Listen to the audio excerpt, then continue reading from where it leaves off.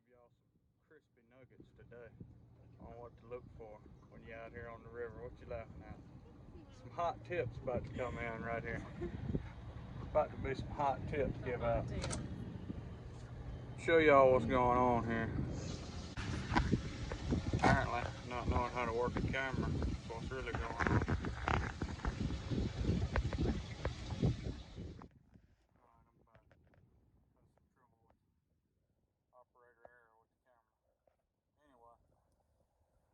Show y'all what we usually look for on the river whenever we're trying to find a new spot. This is kind of an outside bend right here that we're on, and if you look right out there, there's a little point of rock sticking out there, and that breaks the hard current. I don't know if you can see it on this camera, but right out there you can see the main current. It's rolling. We're sitting back behind where this current break is. And when you have these rock jetties like this, they'll make just a big circle, an eddy. And the river where we're sitting, the current's actually flowing opposite of the river. The river's flowing downriver that way, but where we're sitting, this current is flowing back upriver. And anytime you find a spot like that, generally it's going to be deep. And all you got to do is ride around. You ain't got to have side imaging and all that. If you got regular 2D sonar, you just kind of grid search these areas, and eventually you'll run across them. This is a school of fish that we're sitting on right now. It's 88 foot of water. Generally, the fish that are schooled up and the fish that stay here all summer, they're in the deeper parts of the holes, and they'll be here pretty much most of the summer when you find these spots like this. But we caught a few out of it. We caught a small blue and a small flathead so far.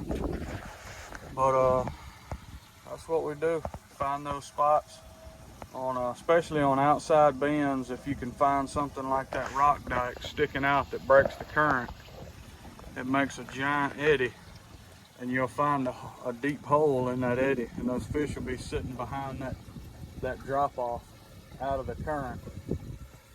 And it's 80 something foot right here, so it's hard to anchor, but you can spotlight right over the top of them and just suspend.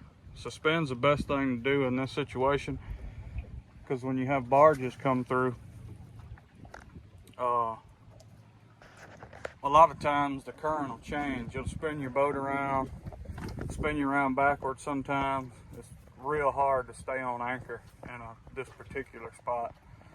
So the best thing to do is just suspend your baits. I usually drop them. I just vary them. A couple of them I reel a couple feet off the bottom. A couple of them I reel up 10 or 15 feet. In this case, you can see on my depth finder, it was fish all over the water column. So just vary the depth and hang out. And they usually don't take long. We just got 4 rods out right now. Generally, fishing like this, I like to run 6, but just hadn't got them out yet. But yeah, that's one of the things you can look for on the river when you're trying to find a spot that holds fish. Like I say, once you find these type spots, they pretty much hold fish all year. Once the river gets back down in the banks in the early summer, from then all the way till winter, these fish will be here. We're gonna see if we can catch a few more. Hopefully we'll show y'all some pictures of a big one later.